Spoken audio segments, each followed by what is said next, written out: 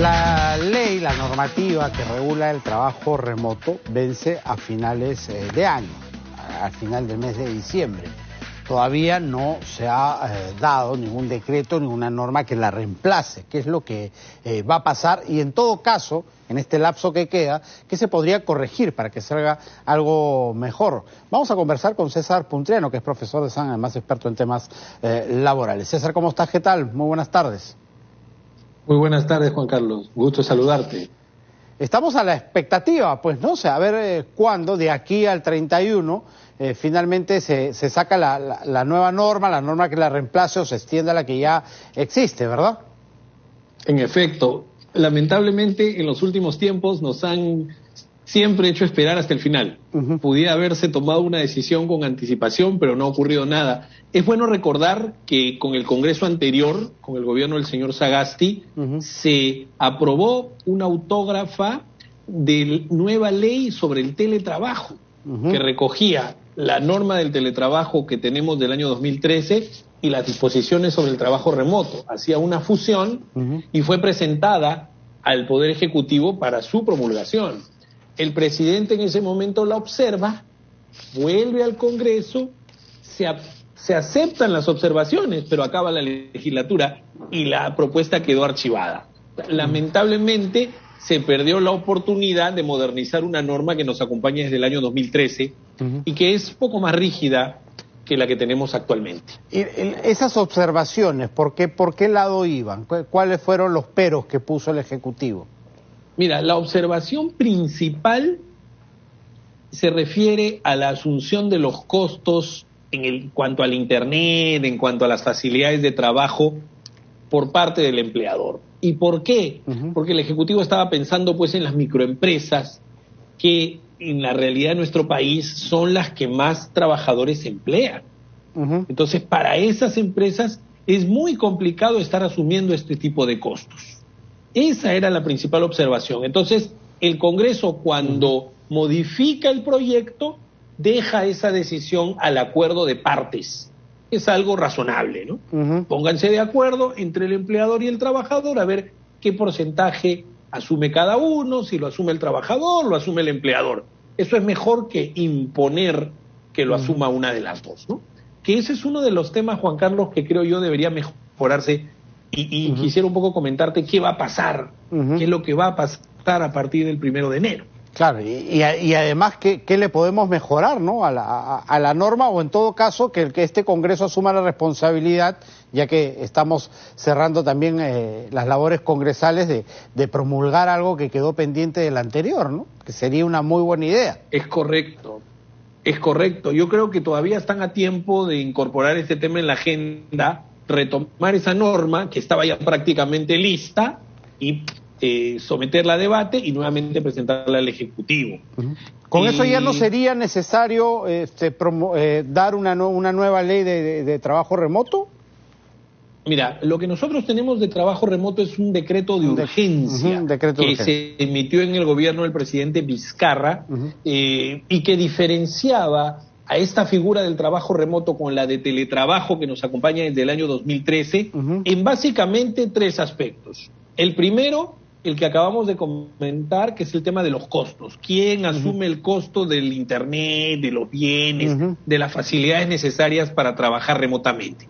La norma del teletrabajo del 2013 decía que la asumía el empleador. La norma de trabajo remoto dice que en realidad no la asume el empleador, la puede asumir cualquiera de las dos partes. Y yo creo que eso es un tema, como te decía, a tratar, a modificar, a mejorar. Luego, la segunda diferencia es que la norma del teletrabajo del año 2013 exige acuerdo de partes para su implementación. La norma de trabajo remoto le daba al empleador la prerrogativa porque estábamos pues en una emergencia, ¿no? Claro. En una época muy complicada. Y en tercer lugar está todas las obligaciones en materia de seguridad y salud en el trabajo, que es un terreno poco explorado que debería pues también mirarse, ¿no? Entonces, yo creo que esos tres temas podrían trabajarse de aquí al 31. Yo creo que hay tiempo suficiente y, como te decía, hay un proyecto que ya se trabajó, que ya se ajustó según las observaciones del Poder Ejecutivo de entonces, que podría retomarse e impulsarse. Si eso no ocurre, pueden pasar dos cosas. o que el Ejecutivo vuelva a prorrogar la norma de trabajo remoto como está, porque recuerda que primero su duración estaba amarrada a la emergencia sanitaria, que acaba el 1 de marzo del próximo año. Luego la limitaron hasta el 31 de julio del 2021 y posteriormente hasta el 31 de diciembre. Entonces, una opción podría ser prorrogarla hasta el 30 de junio, por ejemplo, del 2022, para con calma hacer los ajustes, ¿no? Esa sería una opción para no correr en esta semana que queda del año. Claro, que finalmente podría ser la que gane los votos, porque ya estamos pues a pocos días de cerrar el año, ¿no? De repente prefieren dar un largo, unos 6 meses más, para poder trabajar, como tú bien dices, esto con calma, con tranquilidad, jalando a los expertos para que opinen, es decir, se necesita un trabajo ahí que hacer. Efectivamente. Y si no pasa nada, si no se prorroga por parte del Ejecutivo el trabajo remoto, si el Congreso no saca una norma en estos días que quedan, pues volverá a regir la ley del teletrabajo, que sí permite que la gente siga laborando desde su casa. Va a necesitar formalizar un acuerdo con el empleador y el empleador asumir los costos pues relacionados con todo lo que es el servicio, el internet y todo lo necesario para trabajar, ¿no? Digamos entonces, ya hablando técnicamente, que lo más inteligente sería ir por el camino del Congreso de la República, para que ya así haya una ley moderna, ya no se necesiten estar ampliando los decretos de urgencia, y tener algo permanente, digamos, y modernizado sobre teletrabajo y trabajo remoto. Sin duda, yo creo que nuestra legislación debe apuntar a ir a la par con la modernidad, como bien señalas, con recoger experiencias de otros países. Colombia, Argentina, México tienen buena regulación sobre el tema, entonces yo creo que nosotros podemos coger esas buenas experiencias en países muy parecidos al nuestro, y quizás para eso necesiten un poco de reflexión, que quizás no la tengan en una semana. Entonces un punto de equilibrio podría ser una última prórroga y trabajar algo más orgánico, porque, Juan Carlos, una realidad es que la mayoría de las empresas va a seguir trabajando de manera remota. Sí, es una realidad. Ya más allá de la norma más que allá vence de ahora la el 31 de diciembre. Sí, claro, y más allá de la emergencia sanitaria y de la pandemia, hay muchas empresas que se han dado cuenta que parte o en su totalidad pueden hacer el mismo trabajo de manera remota, abaratando además costos innecesarios, ¿no? Y van a permanecer así de largo, ¿no? Más allá de la pandemia. Sin duda, algunas totalmente remotas, otras parcialmente remotas, dependiendo pues del tipo de actividad que desarrolle el personal, ¿no? Y algo muy importante que tú decías, para ir cerrando antes que el tiempo nos gane, es que generalmente las leyes son pensadas mirando la mediana y gran empresa, ¿no? Y no poniendo los reflectores en las necesidades que tiene la micro y pequeña empresa, que son la mayoría en el país, la que más empleos dan y las que menos favorecidas económicamente están.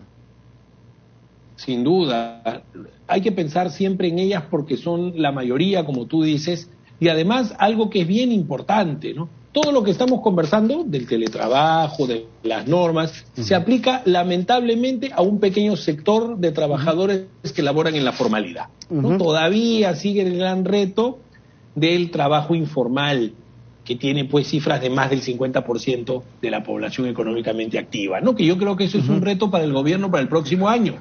Importante, prioridad 1, generar empleo formal. Y por otro lado, siempre la legislación tiene que pensar en las microempresas, porque son las que están en una situación de subsistencia. Claro. Si le suben los costos, salen de la formalidad. Y lo digo a propósito de esta idea que viene dando vueltas de subir el sueldo mínimo el año entrante, ¿no? Que yo sé que no es nuestro tema, pero me parece que es una medida poco oportuna. Pero bueno. Claro, y que puede hacer que esas empresas que están tambaleando terminen cayéndose definitivamente, ¿no? Así es. Y ya que hablamos de teletrabajo y trabajo remoto, ¿se ha definido ya cuál va a ser la situación exacta en la que queden aquellos trabajadores que están en la formalidad, que están en planilla y que no tienen la vacunación completa, por lo cual no pueden regresar a trabajar? Bueno, por ahora tenemos esta última regla que, dicho sea de paso, salió de manera muy apresurada, creo yo, fijando pues primero el corte al 10 de diciembre, como recordarás, habilitando a los trabajadores solamente a ingresar a laborar presencialmente si tenían su esquema completo de vacunación. En ese momento no había claridad de qué cosa era el esquema completo. Si primera dosis, si dos dosis, si dosis de refuerzo. Luego salió otra norma que dijo un ratito, si ese trabajador puede laborar de manera remota, que se vaya a trabajar remotamente y no le vamos a pedir la vacuna, dijo así, ¿no? Pero si va a trabajar de manera presencial, le vamos a dar una moratoria hasta el 14 de enero si su labor es de bajo riesgo y trabaja al aire libre. Entonces eso significa que a partir del 15 de enero, que está a la vuelta de la esquina, Juan Carlos, esas personas que no quieren vacunarse y no pueden trabajar de manera remota, se van a quedar en su casa sin sueldo. Claro, como una especie de suspensión perfecta, ¿no? Es correcto. O sea, van a estar en la congeladora. En términos prácticos, no van a tener ingresos. Es una como licencia sin goce de haber, más o menos. Es una licencia sin goce de haber impuesta por la ley. No es una decisión, porque normalmente esa la deciden las partes, ¿no? Hay un acuerdo, no. Acá la ley la impone. Entonces, yo de aquí animo a esas personas a vacunarse de una vez, ¿no? Sí, claro. Guerra avisada no mata gente. Exactamente. Perfecto, César. Un gustazo como siempre. No sé si nos volvamos a ver antes de Navidad o que pases una bonita Navidad. Muchas gracias, un fuerte abrazo para ti y para los televidentes.